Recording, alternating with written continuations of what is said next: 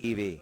Beaver Dam High School softball team drew the number 7 seed and will face number 2 seed Sun Prairie on Monday at 8 a.m. in the first round of the state softball tournament at Bayport High School in the Green Bay area.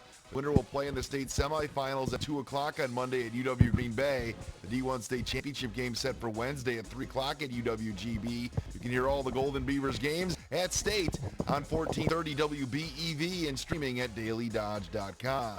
The WIAA state track meet is underway in La Crosse. In Division 3 on Thursday, Eustis Ford's Dylan Keel won the boys' triple jump. Dodgeland's Evan Finger finished second in both the boys' 800 and 1600-meter races, while Randolph-Cambria-Friesen's Isaac Albrecht was third in the boys' 110-meter hurdles. You can find all the results from Thursday's D3 meet for area athletes on the sports tab at dailydodge.com. The Division 2 meet is today. The Division 1 meet is Saturday, and Beaver Dam High School's Leah Burkhardt has qualified in the high jump.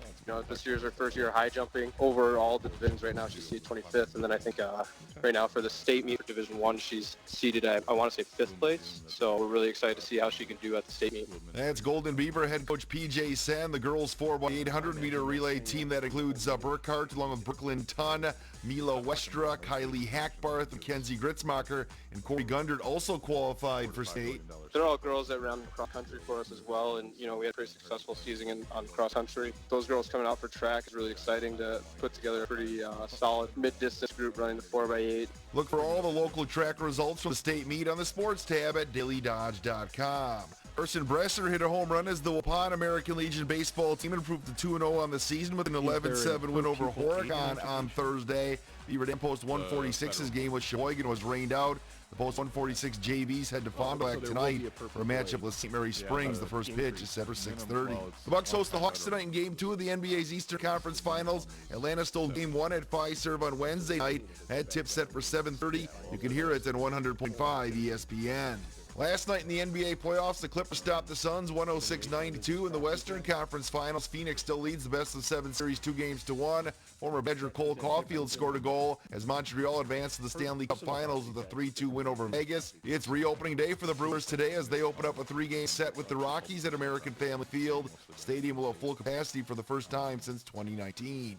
That is your dailydodge.com sports update. I'm Wade Bates.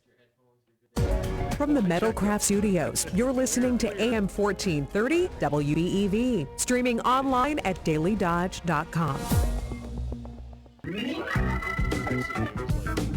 This is Harry File from File's Supper Club with some amazing June specials. The featured entree this month is our garlic rosemary flat iron steak, served with a choice of a side and our famous 15-foot soup and salad bar. Come on out and try June's pub sandwich special, the grilled turkey cranberry panini.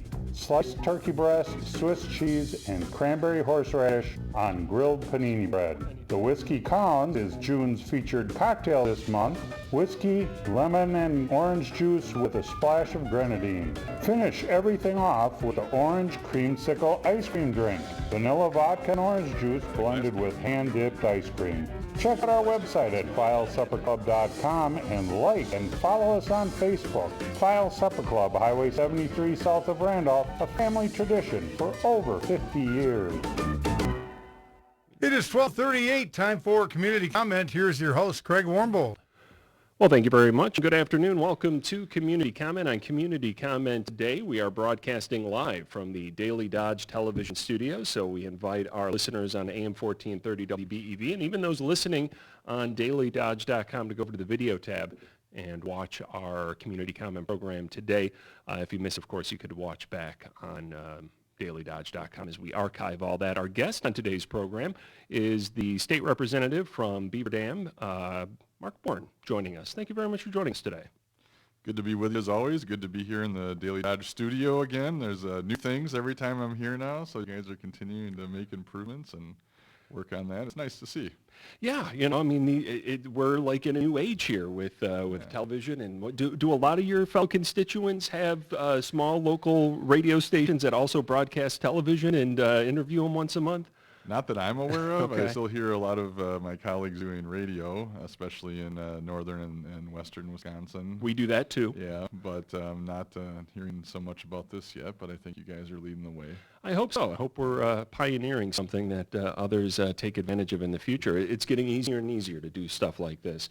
Just as you see, I imagine, with the rise of social media and being able to reach out with constituents in many different formats that we didn't have 10, 15, 20 years ago. Yeah, even just in the little over 8 years that I've been in office now, it's certainly noticeable. We get a lot more social media contacts than we did at the start. We get more emails, less phone calls. The snail mail was pretty much gone by the time, getting the letter through the mail was pretty much gone by the time I got into the legislature. We get maybe a handful of those a year, and that really hasn't changed. But the phone doesn't ring nearly as much as it did at the start, and a lot more of it now is email, and that's really heavy, but also Facebook and stuff too. A lot of people, have a lot of different ways to communicate, and they can choose their favorite way, and we'll try to respond. And of course, that is I guess you could say, luxury that not every Wisconsinite can afford, the ability to have internet services. Broadband is certainly a topic of the biennial budget, and one that we'll be talking about here, as the budget's kind of the story of the day. And of course, Sure. Representative Bourne is the co-chair of the Joint Finance Committee that looks at putting together that biennial budget. The phone number, if you've got a question or a comment for Representative Bourne, is 920-885-4446. And I'm told we're operating on all 8 cylinders, and we're able to get phone calls, and we're happy to hear from you here on the Community Comment Program. Before we get underway with the talk about the budget, though, we do want to make a special note with condolences. A friend of yours, a mentor of yours, has recently passed away. Yeah, former state representative Robert Bob Getch, who served in this very assembly seat from, I think it was the mid-'80s, like 82, 84, something like that, till 2001, when Jeff Fitzgerald, Bob retired, and then Jeff Fitzgerald ran for the seat and won it. And of course, Jeff preceded me in the seat. So, yeah, certainly Bob was a member of the Elks Lodge with me, and so I certainly got to know him through there. But obviously, as a former rep, when I decided to, at least consider making this run, he was one of the, first 5 or 6 people that I called in the area to get some advice from, and he was certainly there for that advice along the way, either when I would run into him or give him a call. And I know that, certainly it was a long time ago in some ways, 20 years, slightly over 20 years since he served. But when he retired, I was the county party, Republican Party chair, and I knew him then, and I got a chance to work with him at times at our Dodge County Fair booth and stuff, and to get to see folks coming through there, just happy to see him. Bob was a farmer his whole life, and certainly had, huge support in the egg community. And I remember after he retired, I was trying to get him to come out there to the fair booth again and do some time, which he did a lot of when he was campaigning, of course. And he would, for the first year, he was like, no one wants to see me anymore. I'm retired. Just let me farm, And I was like, Bob, folks miss you, you really. And the next year, I did convince him to come out for a little while, and I spent some time in the booth with him, and it was a lot of fun seeing the folks come through. Happy to see him, just to visit. And he was certainly well respected in the area when he served, and certainly had a lot of friends throughout the years. And everyone who's ever worked with him or knew him will certainly miss him. He always had a good smile on his face. Do you recall any advice that he'd given you in terms of serving in Madison?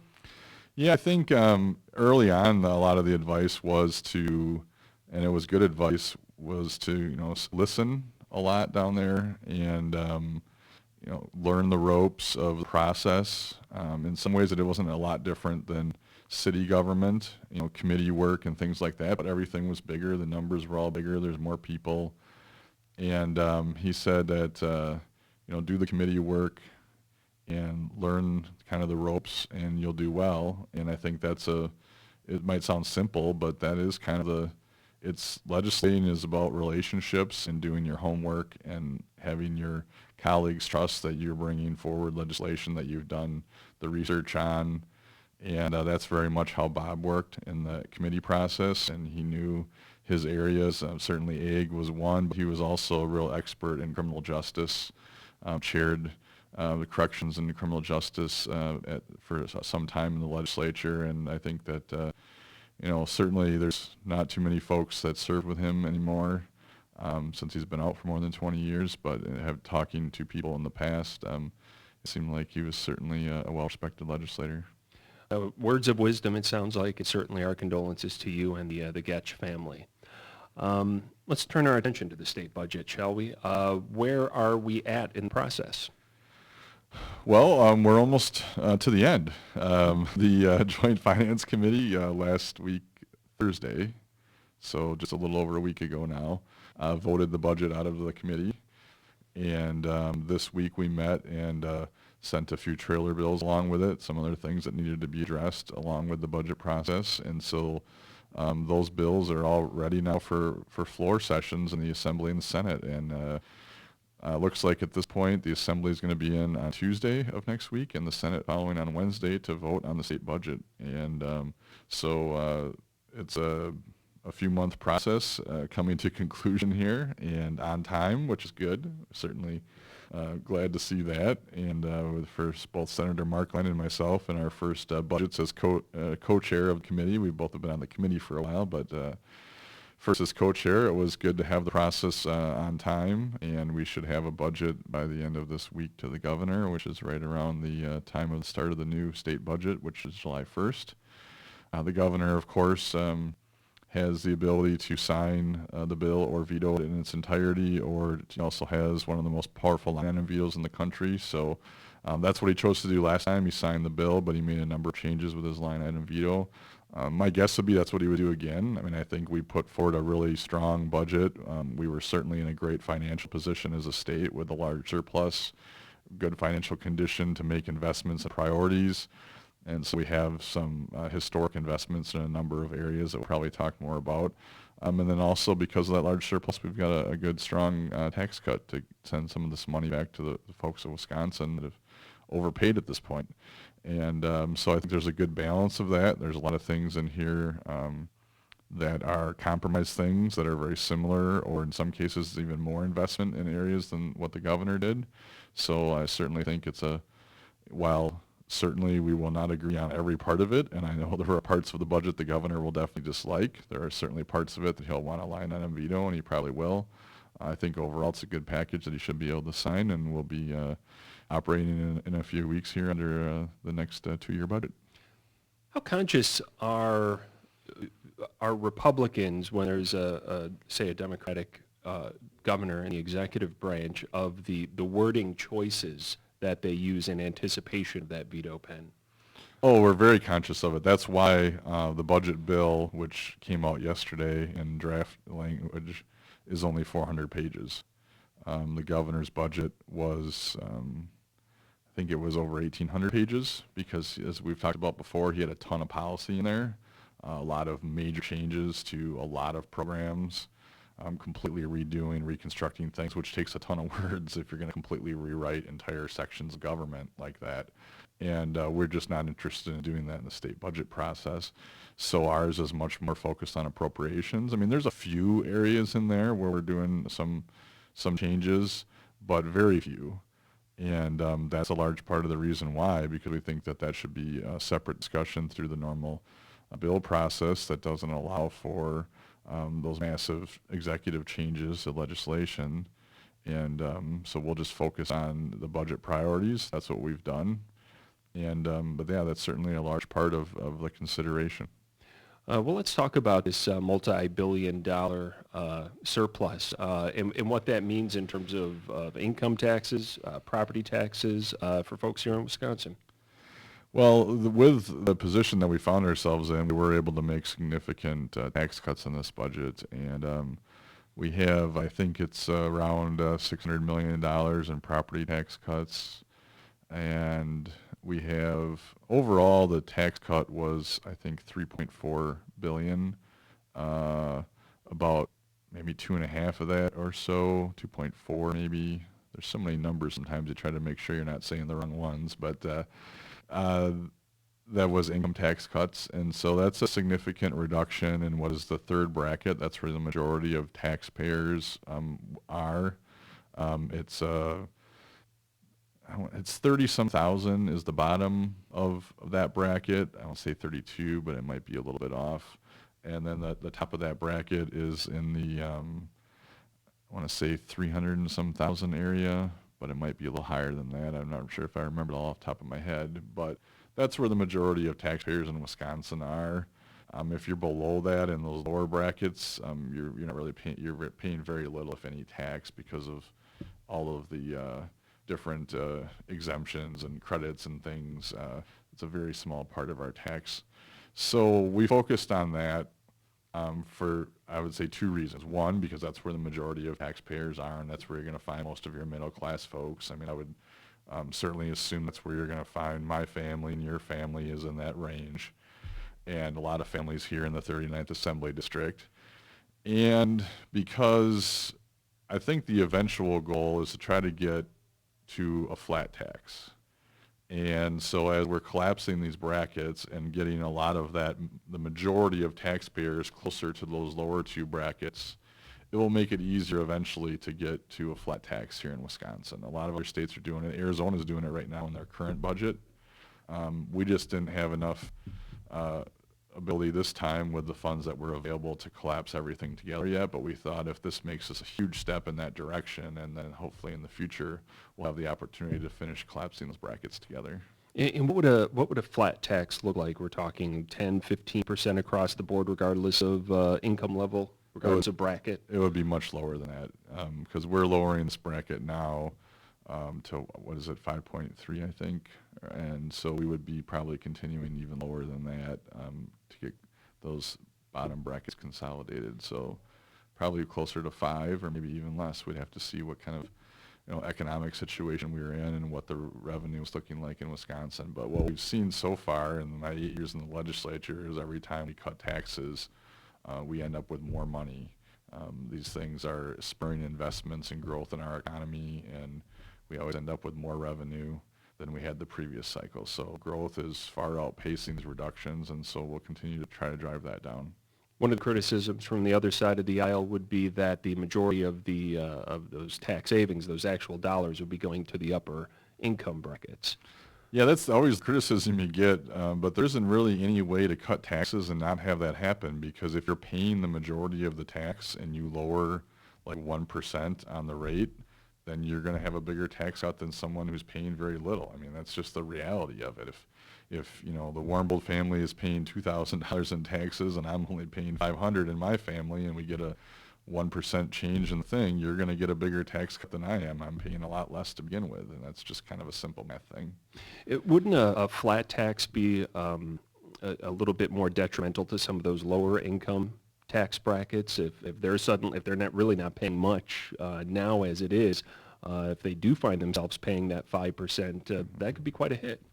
That would all depend on how you set it up, and so I think our intent would be is to continue to have your deductions be such, the personal deductions and stuff be such that, I mean, depending on how it was set up, those that are paying a small amount right now might not even pay any. If you have your personal deductions increased above the current level and things of that nature, if the rate ends up even lower than the current rate, I mean, there's lots of different ways to do that, and so I'm not able to speculate how that might happen in the future. We can't even guarantee that it will happen, but I think that's the goals of those of us that have been working on this tax policy, is to get to a lower rate, and certainly the Republican caucus is never going to be having a tax plan that raises taxes on anyone. So those lower brackets will either be lower or eliminated or whatever the case might be in the future. Seems like we've been talking about income taxes here. What would property tax relief look like?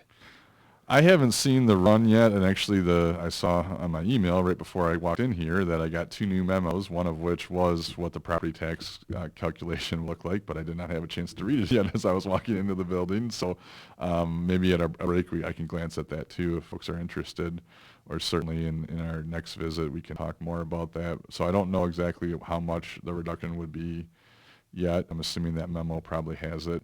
And we also, along with property tax reductions, have moved forward legislation with the funding to keep communities whole to eliminate the personal property tax, which is something we've been working on. Well, actually, the legislature started working on this, I think, 20, 30 years ago. They took their first crack at it before I was there, probably when Bob Getch was there. And they eliminated personal property tax on computers. And that was the first kind of chunk that was taken off of that. 4 years ago, we eliminated it on some manufacturing equipment, and that was another chunk then that was taken off. And so what was left now in the bill that we're moving forward with, along with the state budget and the funding, because the personal property tax is paid to local governments, so local governments would see a reduction. So we just are increasing shared revenue to keep them whole, but we're eliminating this personal property tax because it's something it's always been kind of a weird one to me. Businesses are taxed on their equipment. So you buy new equipment and you pay a sales tax, and then you continue to be taxed on it. Your furnishings and things, including like the radio station here as a business is taxed on these things. And in the case of especially smaller businesses, Good Karma might be big enough now you're in different parts of the state and stuff that yours is probably getting up high enough that this might not be the case. But for your really small businesses, your mom and pop shops and stuff, they often spend more with their accountant figuring out how much the personal property tax is on their equipment than what they actually pay the government, because it's just such a antiquated system and spread and forms that have to be completed and things to show depreciation on your equipment and what the tax liability is. And so businesses really just are annoyed by it for that reason, especially small businesses. And it's to the point where it's about $200 million for us to fund shared revenue to just eliminate the tax, which $200 million is a lot of money in some circumstances, certainly, but as I just mentioned, we're looking at several $billion in tax cuts alone. We're looking at a budget that's, in the mid-80s of 84, I think, $85 billion total spend. So $200 million is kind of a small amount in that big picture. And so we thought with the prior eliminations and with the surplus funding that we had, this was a good time to finally get that tax off the books. Our guest here is State Representative Mark Bourne of Beaver Dam. The phone number, if you've got a question or a comment, is 920-885-4446. That's 885-4446. We do need to take a break. When we come back, we'll continue our conversation with Representative Bourne. Fire threatens everything in its path. When it threatens our nation and our communities, we respond. We bring the fight to the front line. The Army National Guard stands ready to face the dangers of Mother Nature and protect our homes and our neighbors. We will always be there when your community needs us the most. Discover more about all the ways you can serve part-time in your community by visiting nationalguard.com. Sponsored by the Wisconsin Army National Guard, aired by the Wisconsin Broadcasters Association and this station. Consumers everywhere are rediscovering the benefits of buying locally produced food. Not only is it fresher, tastier, and more nutritious, it's also good for the local economy. And did you know the Village Hearth hamburger and hot dog buns you love are baked right here in Midwest? With 3 state-of-the-art facilities, freshly baked buns are delivered every day to your neighborhood grocers. Village Hearth Buns, baking our best for you. Servicing a vehicle today can be very challenging. Whether you need brake repair, tire repair, or a tune-up, when you bring your vehicle to Lidke Motors, your vehicle is taken care of by factory-trained technicians dedicated to complete customer satisfaction. We strive to get your vehicle maintenance and repairs done right the first time. Visit us at lidkemotors.com to get information about our high-tech collision repair center, order parts, or get a quick quote. And at a certified dealer, you get reliable service by highly trained technicians you can trust. Lidke Motors is located at 701 Park Avenue, Beaver Dam. Prairie Ridge Health Clinics in Columbus, Marshall, and Beaver Dam have you covered. Accepting most major insurance, including Unity, Dean, Physicians Plus, Blue Cross and Blue Shield, Alliance, and more. To learn more, visit prairieridge.health. Prairie Ridge Health, inspired by you. Celebrate Waupun, driven by Home and Auto Sales, is today, tomorrow, and Sunday at Tanner Park in Waupun. Come for live music on the Horicon Bank main stage. Tonight, it's a Celebrate staple, Boogie and the Yo-Yos. Tomorrow, the hot Wisconsin band of Bella King. And Sunday, a local favorite, the Del Reys. Tonight is also the Fox Valley Savings Bank Leroy Meats Fabulous Fish Fry from 4 until 8, and the Firefighters Water Barrel Fights. Log on WaupunFestival.com for the complete schedule. Like them on Facebook. Having a baby is a special moment in your life. Prairie Ridge Health will work with you on your birthing plan so it's the moment you've dreamed of, from the moment you find out you're expecting to the moment you deliver your baby. Prairie Ridge Health is there with knowledgeable, compassionate, and personalized care. Over 70 major insurances accepted, including Dean. Remember, Prairie Ridge Health has clinics in Columbus, Marshall, and Beaver Dam. Visit prairieridge.health for more information. Prairie Ridge Health, inspired by you. Would you like working for a company that supports its local community? How about working for a company that offers competitive pay and an extensive benefits package, including profit sharing, up to a 5% match on 401k, 12 days of PTO per year, plus vacation and more? Join the United Cooperative team as a CDL driver, a feed mill worker, a custom applicator, or maybe a feed sales specialist. United Cooperative has a variety of opportunities available. Don't wait. Apply online or call 920-887-1756 today. It is 1 o'clock. This is WBEV Beaver Dam, a Good Karma brand station. One more time, we're going to head out to Rick Armin, who's at the Broad Fry at Countryside Auto Group.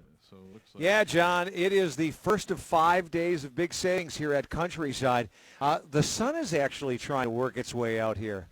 Tony, you like that? I'm loving it. I mean, we got enough rain. Hey, we needed the rain. I mean, we need a foot of rain, obviously. But, you know, we've got 5 big days counting today. Looks like it's going to be you know, we talked about we have an EV vehicle here in a 2022 Chevy Bolt. The Silverados and Sierras are showing up, thankfully. They won't last long, and I don't want that to come across the wrong way. No, but I mean, it's the truth, because as quickly as you guys get them in, they're going out the door. It is what it is. We've got 25 certified, over 50 used cars, 50 new cars, either on the lot or inbound and coming. The one thing I did want to talk about, though, is our community involvement. And for this month, I'm trying to pull it up on my phone here, and I think I got it. This month, for every vehicle purchased here in the month of June, Countryside will help benefit 5 Stones. Okay, and what 5 Stones does is it fights the giant of sex trafficking through awareness, prevention, education, networking, and collaboration. And, you know, since the pandemic, I mean, we've talked about this before, we've never wavered on our commitment back to Beaver Dam and to Dodge County, and what we can do to help the community out. And we are invested in the community, but I want to let everyone know if you buy a car this month, portion of that is going to go to 5 Stones. And Tony, before we go here, we've talked a lot about on pre-owned vehicles and new vehicles and all those kind of things, but I did want to at least touch on what a great service department you guys have. Yeah, thank you. Brad Rohde, he's the best I've ever worked with, community guy, grew up in Beaver Dam, went to Beaver Dam High School.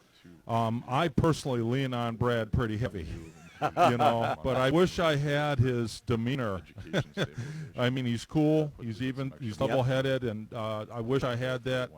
But does a terrific job. Austin, he's a Beaver Dam resident, went to school here. Elliot lives in Columbus. Anthony, Columbus. We've had a lot of stability with our technicians. We thank them for that.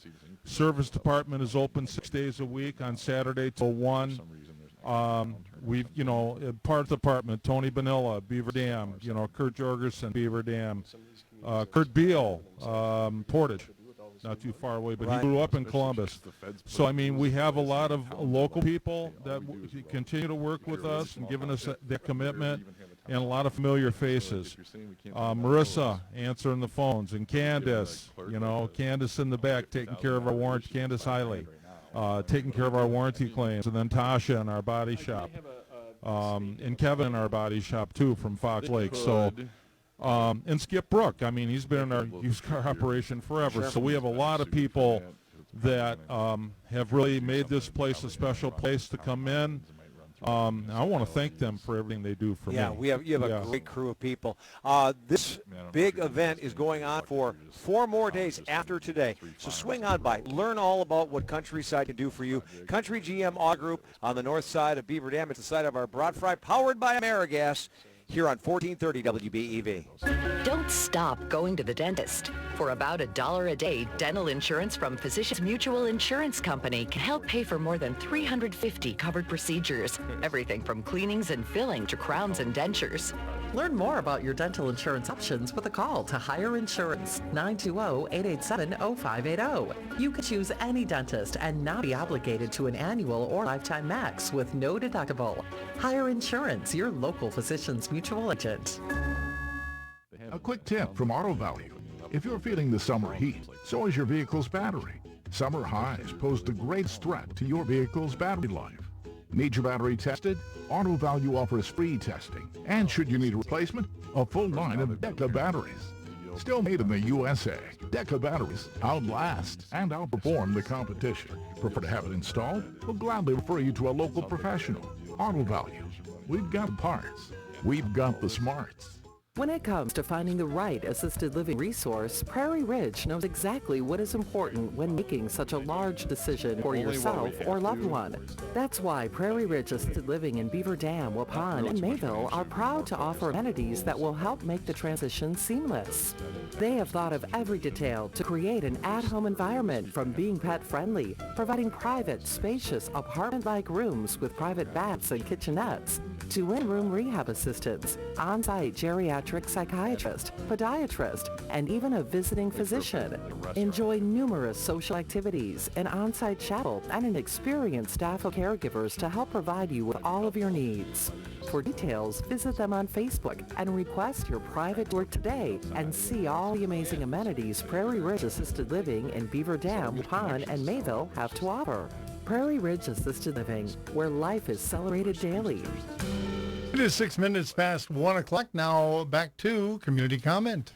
And our guest is State Representative Mark Bourne of Beaver Dam. The phone number is 920-885-4446.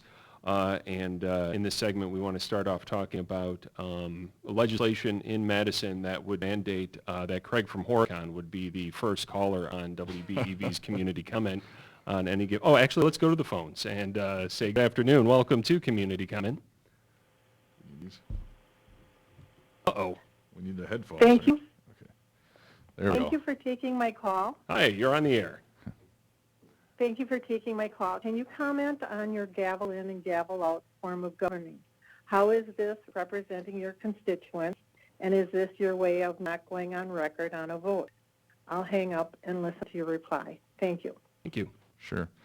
Yeah, there's been a couple of special session calls by the governor where they were not legislation that the legislature was interested in working on at the time, and so we simply end the special session, and that's just a procedural thing. And so I guess if not being interested in working on that legislation at that time is the statement, is the governor would like us to do some things. Those are not things that we're interested in doing, and that's simply a function of government. The separate branches have their roles, and the governor can call us in a special session and ask us to do something, and we can choose not to. And we can choose to do it. We can choose not to do it. We can choose to do other things.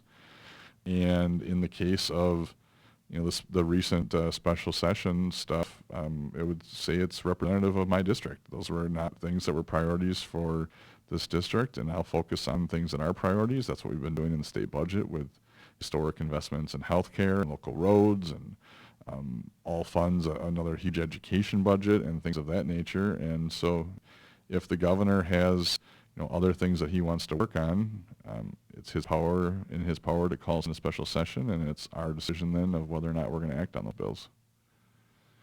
More so than divisions of government between the executive and legislative branch, so it does seem like a pretty partisan move. Whether it's Democrats versus Republicans, or a Republican in the governor's office and a Democratic-controlled legislature, it still seems like politics is driving that decision.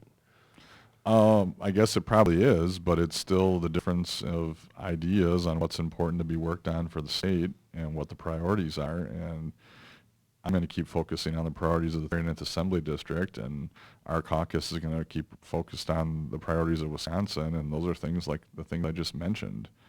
And I don't have folks in this district seeking to heavily regulate guns in Wisconsin, for example. That was one of the special calls. Another one of the special calls was on the police reform items. And that wasn't the timing where we were going to do it. We were going to work through the legislative process. So in that example, we've done most of it. The governor signed a bunch of those bills 2 days ago, I think.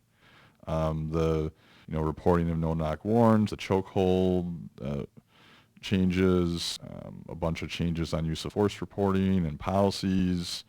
Many of those were very similar to things that were in the governor's special call, but that was last year when we were not in session, and we wanted to take some time and bring the groups together to talk about these things. So we did a special task force, speakers task force, brought in folks from all across Wisconsin, some of them in law enforcement, some of them from a lot of other different communities, like in different parts of the state, different groups that were focused on racial equality, and we had, I think, pastors and a variety of folks on that overall task force. And both houses have passed a number of those bills. There's still some more of them working through the process. So I think it just depends on, I could certainly argue that the governor was being just as political with his timing of some of that stuff, or his unwillingness to work through the legislative process. I mean, we showed that, I think, in less than a year, 9-10 months from when he made that special call to now this week, he was signing some of the very same bills into law. It's just part of the process. So, I mean, the caller was obviously more, I think, thinking along the lines of the governor, and I'll just continue to focus on the priorities of the district, and sometimes they can be the same. These reform bills were the same. They just had to work their way through the process, and that's what we did. 920-885-4446 is the phone number if you've got a question or a comment for State Representative Mark Bourne. One of the things we're talking about is the two-year budget that is making its way through the Joint Finance Committee in the legislature, but you don't have to limit to that topic. Obviously, of course, Representative Bourne is co-chair of the Joint Finance Committee, so a lot of these questions today will take advantage of that perspective that he has. But again, feel free to ask questions about any matter before the state government. 920-885-4446. So let's talk a little bit about education funding in the budget. There had been concern about the federal dollars, the stimulus dollars that were coming, and the fact that at one point in the process it had appeared that the state of Wisconsin's proposed budget would not include enough of the funding for education that would be required to be able to capture some of those federal dollars. Frame that story for us, if you would, and tell us where we're at right now. Yeah, the feds have sent a lot of money into Wisconsin overall with the COVID response, and a lot of it specifically focused directly to K through 12 education. And so there's several $1 billion that's been sent in for K through 12 education, and one of the requirements of the federal law was a maintenance of effort, they call it, and we usually refer to it then as the MOE. And it said that we had to maintain state funding, general fund supported state funding of education at the same level that it was for a 3-year average historically in Wisconsin. And so we knew that existed when they passed the last ARPA bill several months ago, but we didn't really know what the details of that were and how that was going to be structured until kind of in the middle of our budget process. So when we took our initial action a few weeks ago in late May on the education, there was concerns and a lot of drama created by mostly Democrats and the media that was going along with it at the time, that we were out of compliance with the MOE, that we weren't spending enough. And as I said and Senator Markline said, we are still working our way through the budget process. Give us a chance to finish the details here, and we are confident we will address that issue. And so that's exactly what we did last Thursday in our final actions of the committee a week ago Thursday, 8 days ago now. We put more money into both technical colleges to address the MOE issue for higher ed, and more money into state funds into the formula for K through 12 education to address the MOE. There really hasn't been much discussion of it since then. The Fiscal Bureau, our nonpartisan Fiscal Bureau, said several times as we were working through that process in the committee that we've met the standard, at least as it exists today. That's certainly one of the challenges with this federal stuff.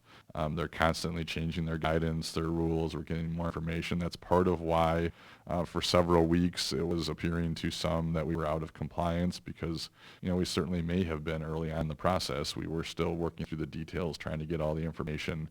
We didn't even know until just a couple of days before we voted on the education budget exactly what the target was because the Department of Administration had to give to the feds the 3-year average.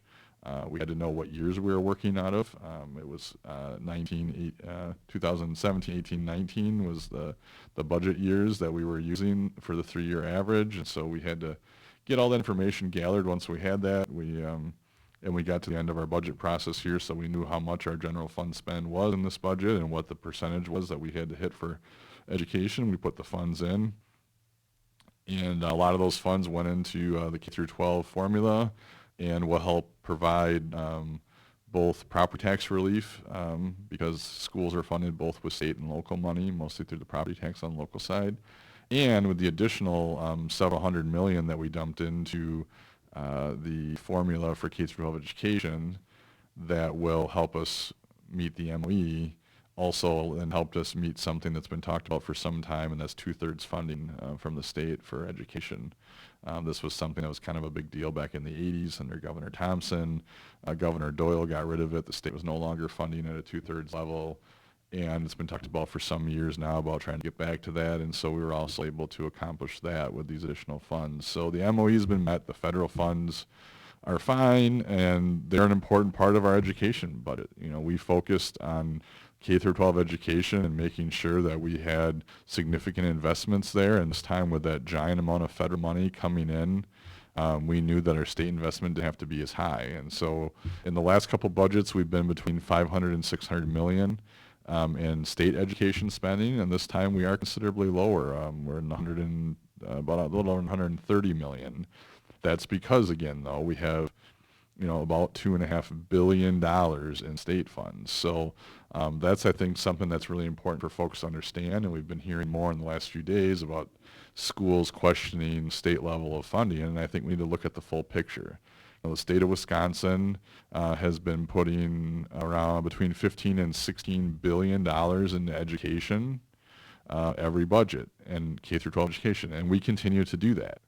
And our increase this time, though, from a state perspective is smaller because of all this additional federal money. So we've got over $17 billion in total spend, well above what they've done historically. And I even brought in some numbers today from a local perspective. I don't usually bring this in. I don't want to go through all of them because I don't want folks dozing off while they're driving, listening to us or anything. But I just thought I'd give folks an example with the Beaver Dam School District so that they could see last budget, the increase to the Beaver Dam School District with the $200 and $204 per pupil, that's usually the big increase, as well as some other categorical aids, was just over $3 million in new money.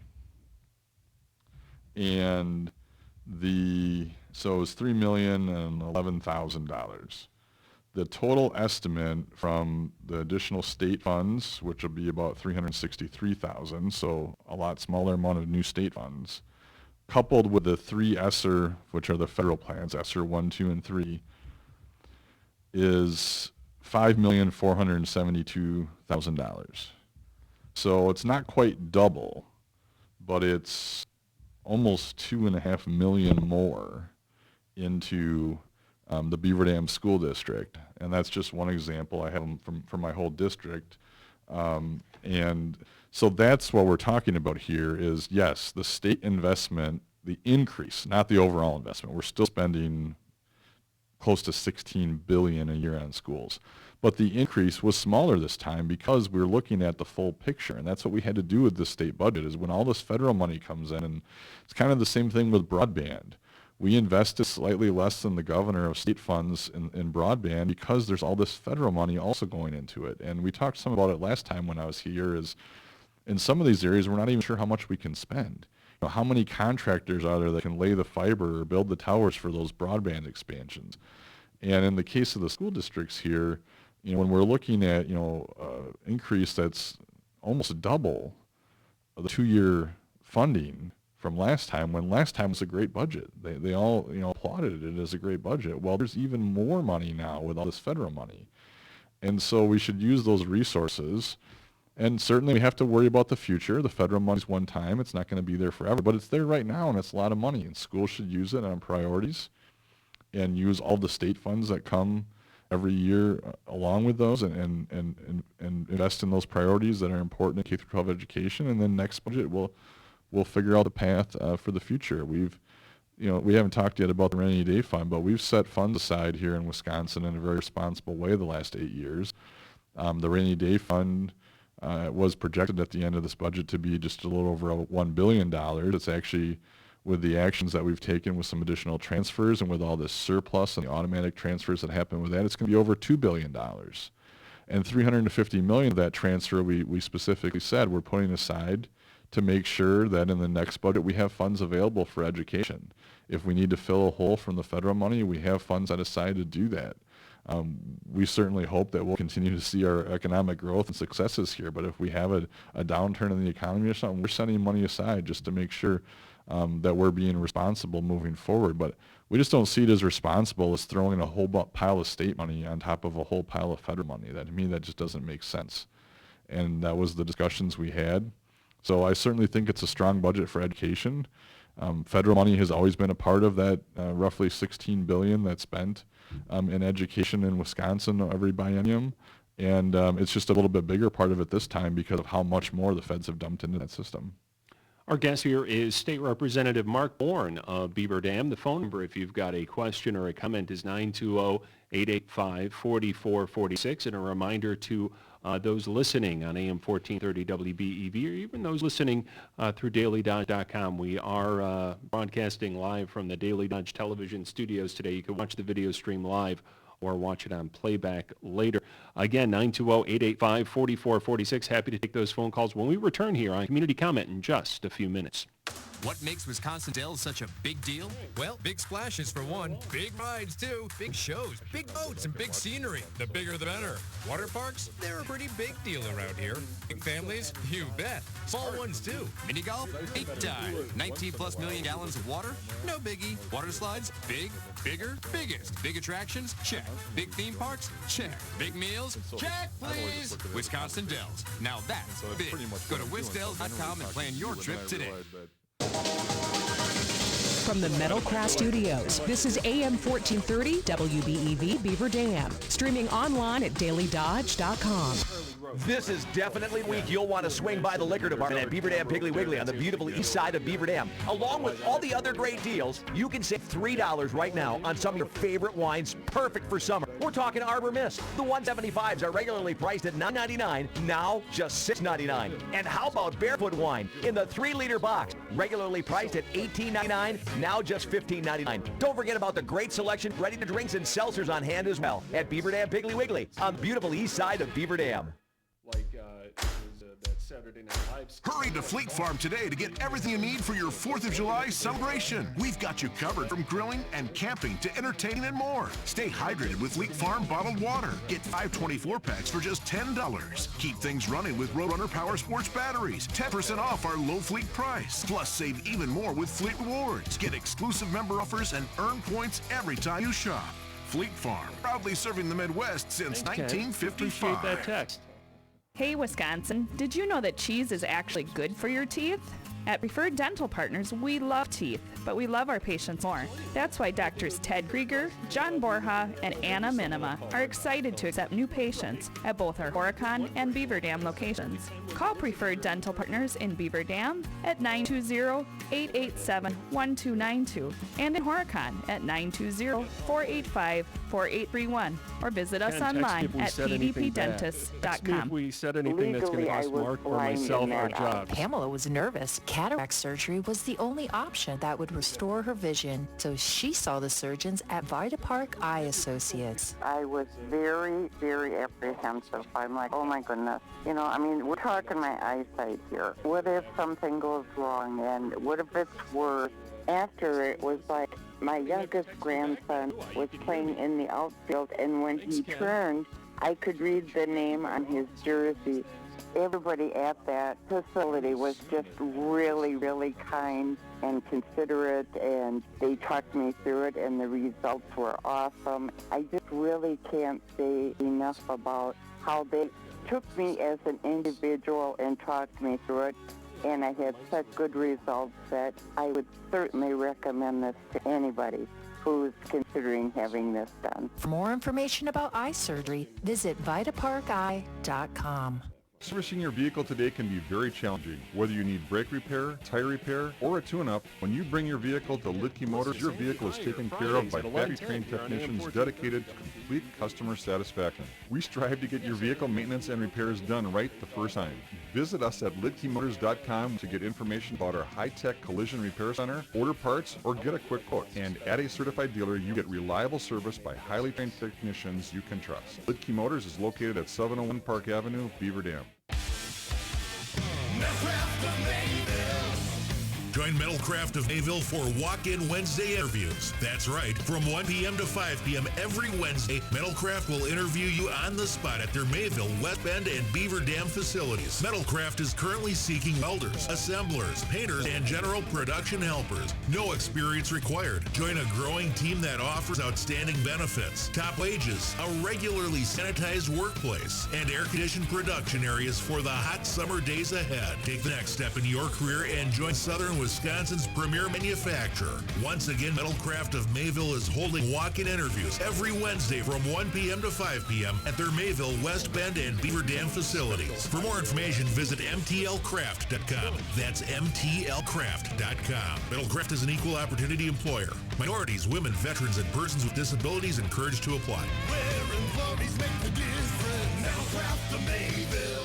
You can support a great cause if you'd consider attending Green Valley's annual fundraiser we like to call Ham and Jam.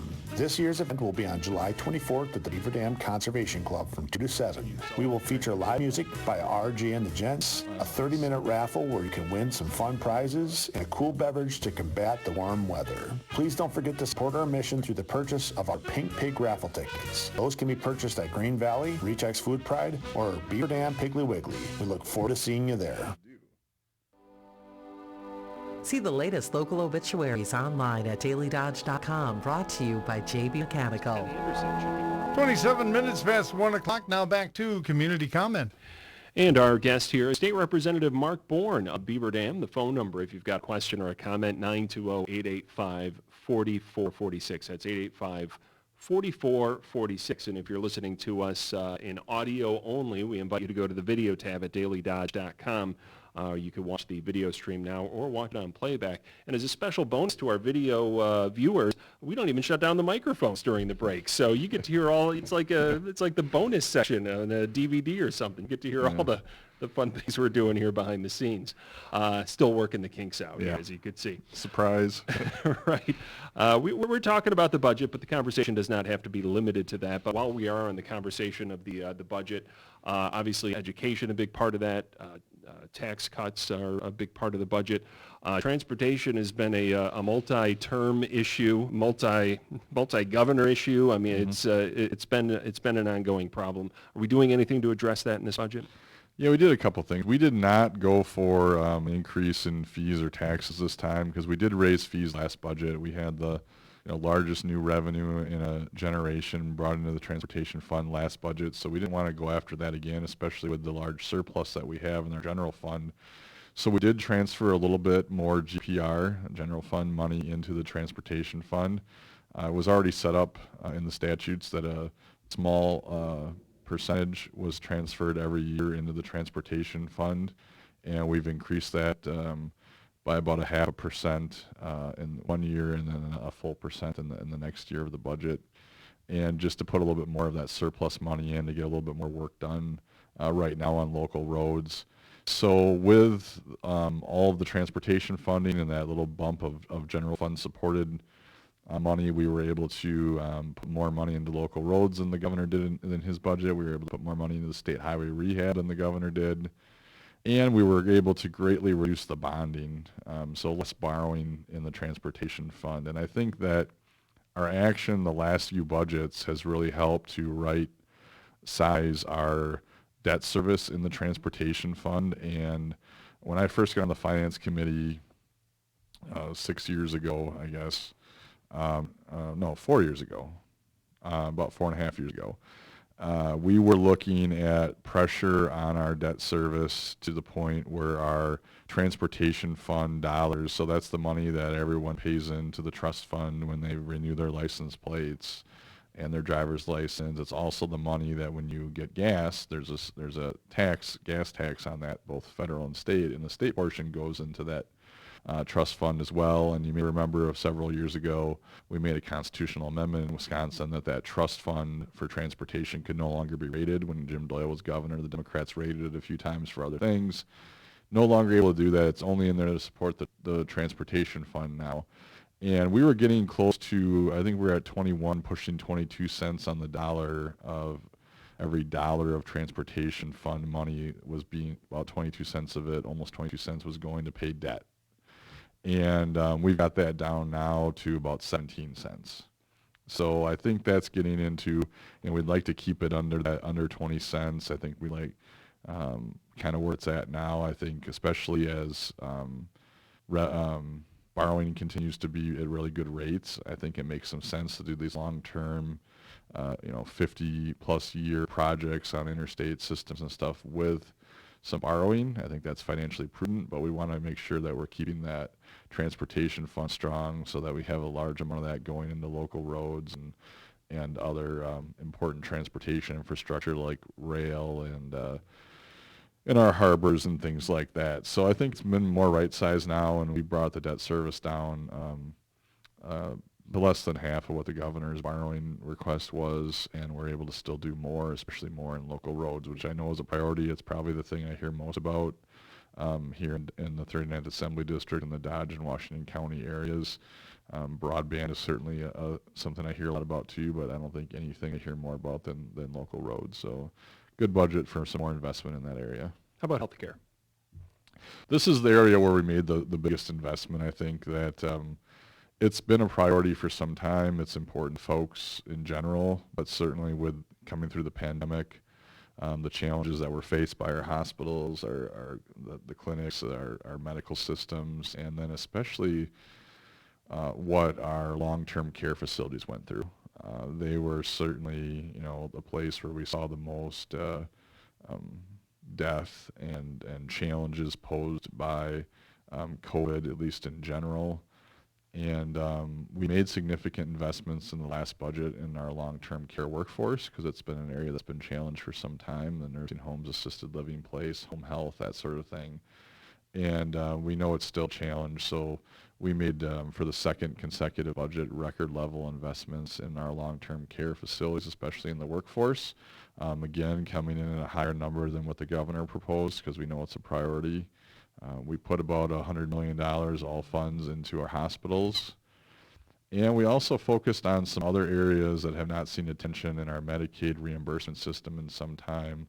EMS providers, emergency room doctors, chiropractors, and one that we made a significant jump in that I hope has a good impact is in dental reimbursement.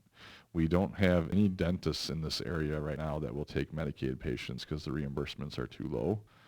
And we certainly have federally qualified health center, and we have church health services that provide a lot of services for folks in this area that are in that income area. But it would be nice to have some private dentists being able to help out with that as well. And so we recognize this is an area that we need to do better. And we've had some pilot programs running in some different parts of the state to try to see if there was a way to improve the system.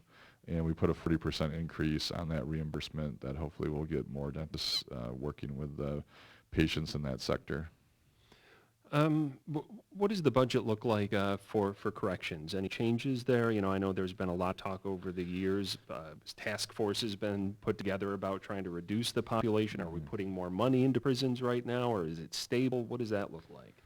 There are additional costs that are in some parts of the system, but also because population is down, there were some cost savings in things like contract beds in county facilities and things of that nature. But we made a major investment last budget, significant raise across the board for corrections staff, and so certainly the roll-up of that is an ongoing cost. We continue to have some challenges with staffing levels. They are better in a lot of the prisons, but in some of them, particularly in Waupun Correctional, they have a huge staff vacancy there. And so we put a special $5 increase into Waupun Correctional in this budget that will try to get more either new or transfer workers into there on a temporary basis. It's the $5 won't last forever, but it's going to get a bump for a minimum of 6 months, or maybe for as much as the entire 2-year budget, depending on how it impacts the coverage there and the shortfall that we see. I don't know if that's the answer or not, but we felt like we needed to try something to help. The department has done a number of things, and it doesn't seem to be addressing the problem. And in some ways, I don't know if raises will work our way through this, because it's just a workforce shortage in all sectors of the economy, and corrections isn't going to be any different there. But those are tough jobs, and not everybody can do them. And but we need folks to do them, and it's an important part of our entire public safety plan for the state of Wisconsin. So we took a shot with that.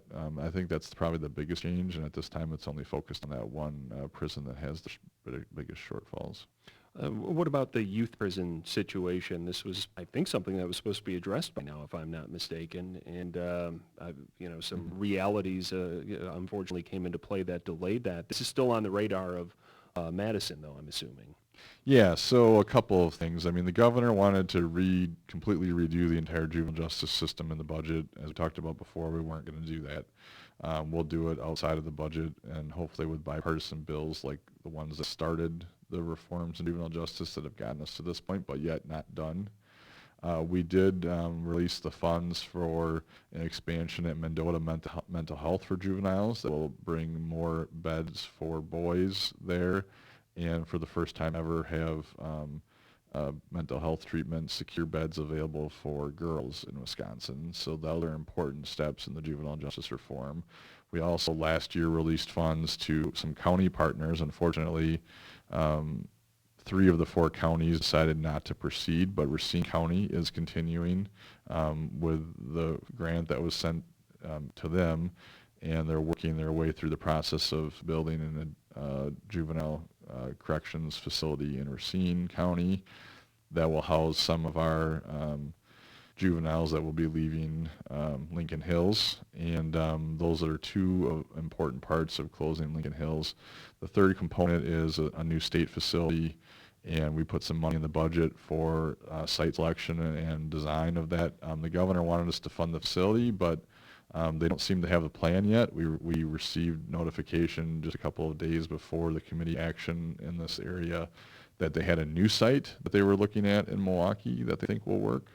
So we kind of said, all right, well, it sounds like this is a work in progress. Let's talk more about this. Here's some funds to start that design work and site selection, maybe even the site I think they're looking at now has some current buildings on it that would probably need to be raised, so they could use the funds for some of that as we continue to work through this process. So it's taking longer than I think folks wanted it to, certainly, and maybe even than we originally thought when we started this a couple of years ago. But I think things are moving along. So there's been some legislation that's passed through both houses and is on its way to the governor's desk that would cut the number of, that I would say that would cut state aid to Wisconsin cities, that cut the number of police officers and firefighters. Give us your thoughts about the reasoning behind this move. Yeah, I think this is an important one, and this was part of our package that I mentioned a little bit earlier, one of the bills that we moved forward in the legislature. I don't think the governor has taken any action on this one yet, and I'm not but I think it has passed both houses now. I think if folks have been watching what's been going on, not just in Wisconsin, but especially nationally, and a lot of this call to defund the police, and that we see in larger cities, we saw Milwaukee initially earlier this year, I think it was, turned down federal funding for more police officers. I think they've since backtracked on that. But what we're seeing is pretty overwhelming statistics coming, especially out of larger cities right now, on massive increases in violent crime. And I think that this push to either reduce the services or the patrols or outright reduce funding and reduce the number of police officers on the street will have a very negative impact on the safety of our communities. I think we're already seeing from the first quarter of this year that data. And so I think that it's appropriate for the state of Wisconsin, when a large part of our money, from the state perspective, which of course is your money as taxpayers, goes back to other levels of government. We send more money back to local government, local school districts through the state of Wisconsin than what we spend to run state government.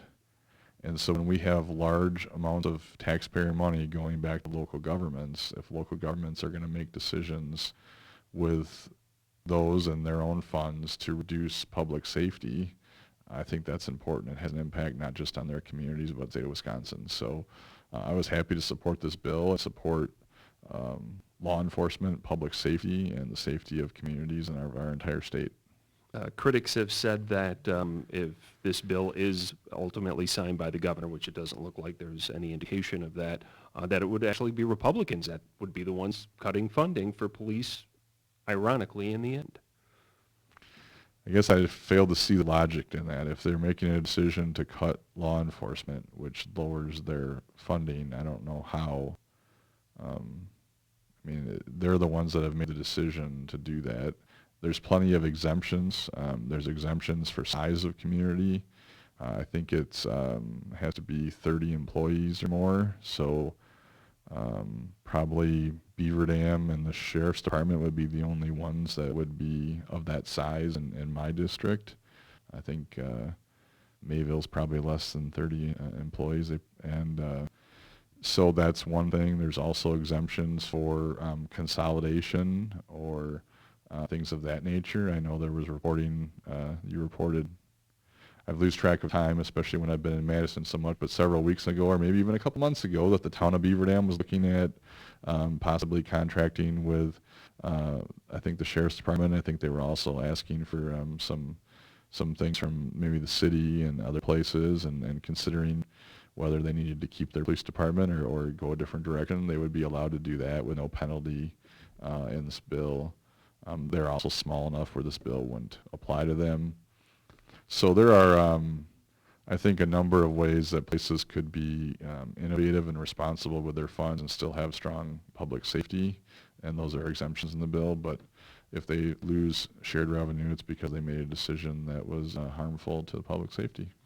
Can you speak to some of the elections-related bills that are headed to the governor's desk here after passing both chambers? Yeah, and this is, at least on the general topic, we've talked about this some before the budget got going, of just, there are just a lot of folks that are concerned, and rightfully so. I think it's always right to be concerned about the integrity of our elections. That's why when I first got in the legislature, we were putting photo ID in place. I have always said that it should be easy to vote, hard to cheat, in not just Wisconsin, but that's where my focus is, of course, but that's the way our elections should be. And that's why we continue to do things to try to make it so that we know we have accountability in our elections. When people are unsure about the accountability, that creates problems for our entire democracy. So we had several bills trying to clean up some of the things that we've talked about before, with the absentee ballots and the indefinitely confined part of that.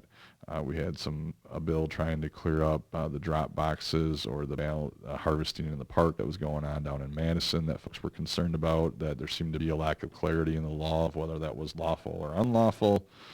Trying to clean up those areas and set standards. There was also a lot of confusion about absentee ballot envelopes and what could or couldn't be done with those. Clerks were completing them for people in some places. Other places, the clerks were like, no, that's not allowed. Well, my goodness, we should have a clear system of either it is okay to finish someone's address or it's not, and not that it's done one way in one municipality and a different way in a different municipality. So let's set a standard and let's, all operate by the same rules and have things that are accountable. And as I've said many times over the last 8.5 years that I've been in this office, and said just moments ago, continue to bring accountability and make it easy to vote, hard to cheat. 920-885-4446 is that phone number if you've got a question or a comment here in the final moments of our interview with State Representative Mark Bourne. I also don't mention this enough, but if you want to go to dailydodge.com on the news tab where it says submit a news tip, all of those tips go right to me as well, and I'm keeping an eye on them here. And you have a few minutes to rattle a question off via that method as well. In fact, we did get a question directed in writing here. It goes back to what we were talking about earlier with the personal property tax. Okay. With the proposed ending of the personal property tax, what is the total amount that will cost the state, and what funds are going to be used to reimburse the local municipalities at the city and county level? Yeah, the total amount was just a little over $200 million. I'm trying to remember if the motion said 202 or 204. So it was just a little bit over 200 million. And those are general funds. So our general funds in Wisconsin are things like income tax collection, sales tax collection, what's usually called your sin taxes like tobacco and alcohol and things of that nature, corporate taxes. Those all go into the general fund and are used to fund state government in a variety of ways. So that's where our giant surplus was this time. That had us at the end of year 2 with about a $5.5 billion surplus, and so it's about slightly over $200 million of that will be then placed into shared revenue reimbursements that will keep those local communities whole for the loss of those that particular property tax. One of the final questions I have for you here is about legislation that passed through the Assembly earlier this week, late last week, bills related to agriculture and food labeling when it comes to terms like milk, cheese, and yogurt for non-dairy products. Where do you stand on that? What's your thought process? Yeah, I was proud to be a co-author of all 3 of those bills, proud to support them on the Assembly floor. This is important for both consumers and for our egg industry here in Wisconsin and really nationally. But for consumers, I just think you look at the way these things have been marketed, and there's more and more of these different things that are calling themselves milk that have no dairy in them whatsoever. And folks should just be clear about what it is. If you want to buy juice that's made from nuts or other things, that's great, and that certainly should be a product that should be available to consumers, but they shouldn't be representing themselves as something that they're not. And the same with meat products. If you want to try other vegetarian, vegan options, if that's what your diet is, if that's what, for your choice or your health, that's excellent. But they shouldn't be marketed that they're a hamburger that's, like it's made from beef. It's certainly not that. And so we're just asking there for some truth in the marketing of these things, and don't be trying to pass yourself off for something that you're not. And I think that's important to our egg industry, and it's also fair to consumers. So what happens when the juice industry comes after the milk people that change their oat milk to oat juice?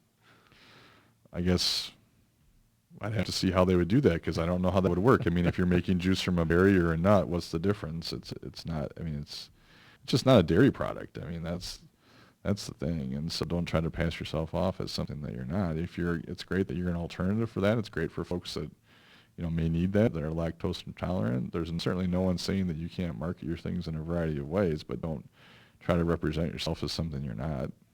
So what are you looking forward to after the budget is wrapped up?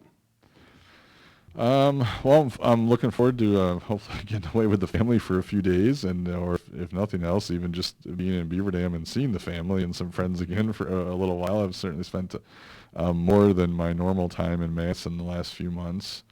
And so besides the family time, looking forward to getting back to the places where people would normally see me. I haven't been able to make it to a downtown Beaver Dam event or a Beaver Dam Chamber event or, any of the events in Mayville or, Main Street in Hartford or any of that stuff in the last couple of months. And usually folks know I was regulars at some of those things. And so looking forward to getting back out in the 39th Assembly District. And certainly this is prime time to do that with parade season starting here. July 4th is just around the corner, and I always do 2 parades in the district that day. So looking forward to getting out and seeing folks. Wow, so I'm the only non-elected official that you've had a chance to see in the last few months. I feel privileged for that. It's pretty close to that. Other than the occasional trip to the grocery store, that's about it. Well, we're looking forward. We'll do this again hopefully next month, as we have been doing it for a while. And I imagine you will be happy to have the rigors of the budget behind you. Hopefully, at that point, what's your crystal ball? You think the mayor's going to sign, or the governor's going to sign this on? Maybe the mayor. I don't know if she wants to chime in. The governor's going to sign this on time. You think it'll be delayed a little bit? Do you foresee a stalemate? Yeah, I think I said a little bit earlier too. I think it'll be the same as last time. I think he'll sign it. He'll certainly use his powerful line on a veto to carve out a number of things that he doesn't care for, or make adjustments in some of them. But I think that overall, the investments in health care, roads, the overall education package, really the right step in direction, and the tax cuts. There are a lot of positive things in this budget, and much like last time, a lot of things that were compromises or were very similar to the governor. So I think he'll take the budget overall and make a few changes, and it'll be much like last time.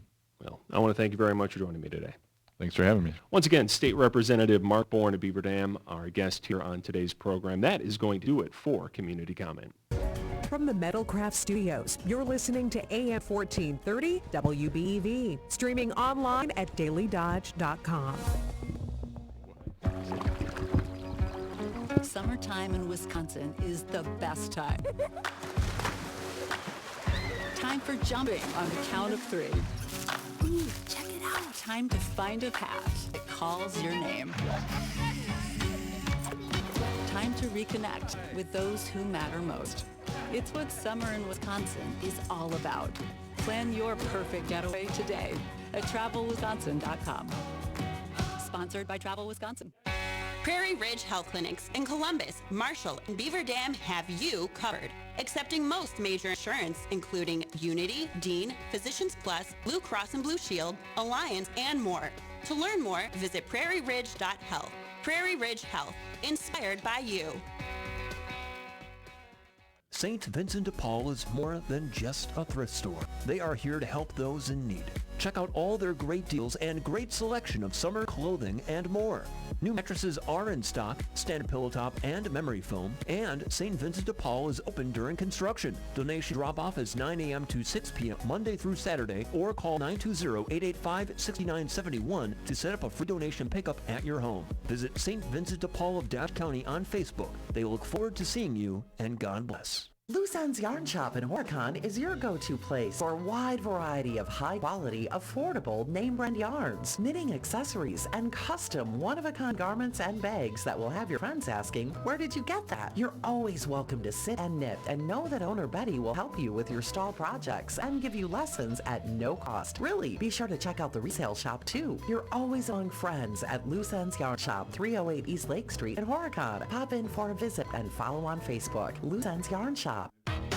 With so many great bargains this week at Beaver Dam Piggly Wiggly, it's hard to decide where to start. We're going to start with 1 dozen grade A large eggs, 79 cents a dozen. Food Club chunk of shredded cheese, $2.99. Bicolor sweet corn, just 24 cents an ear. The 1-pound package of California premium strawberries, $1.49. Select Yoplait yogurt, 39 cents each. Kem's ice cream, just $2.99. Pepsi or Mountain Dew, $5.99. Nor pasta or rice sites, 4 for $5. And Palermo's thin crust pizza, just $1.99. And hey, something really exciting coming up this weekend. Stormin' Gorman Thomas will be back at Beaver Dam Piggly Wiggly to talk more about his Stormin' sauce. The demo starts at 10:30, so come on out and meet the legend himself, Stormin' Gorman Thomas, and try some of his fantastic sauce this Saturday at 10:30 at Beaver Dam Piggly Wiggly on the beautiful east side of Beaver Dam. Beaver Dam Piggly Wiggly, better prices, better selection. You better go. At American Family Insurance, we know owning a business takes hard work. From long days to long nights, starting your own business is a dream worth pursuing. We're right here in your community, and we'll be here for you every step of the way. American Family Insurance is focused on protecting the business you've worked so hard to build, so you can keep moving toward what's next. For details, contact Kevin Carnine, agent at Kevin Carnine Agency, LLC. Call 920-887-9700 or stop by 718 Park Avenue in Beaver Dam today. American Family Mutual Insurance Company, SI, and its operating company, 6000 American Parkway, Madison, Wisconsin. Wisconsin. As vehicle inventory continues to become more scarce, the staff at Reed Chrysler Dodge Jeep Ram in Beaver Dam wants you to know that we are actively taking sold orders on new 2022 model year vehicles right now. During Jeep Freedom Days and the Ram Spotlight event, lock in your price and ridiculously high trade-in value on the exact vehicle you want and continue to drive your current vehicle until the new one arrives. It's just that simple. Let our family take care of your family. Reed Chrysler Dodge Jeep Ram in Beaver Dam and reedchrysler.com. For contest rules information for WBEV, you can find out more on the contest page at dailydodge.com. Listen to WBEV online anytime at dailydodge.com. Brought to you by Beaver Dam Piggly Wiggly. From the Metalcraft Studios, this is AM 1430 WBEV Beaver Dam. Streaming online at dailydodge.com.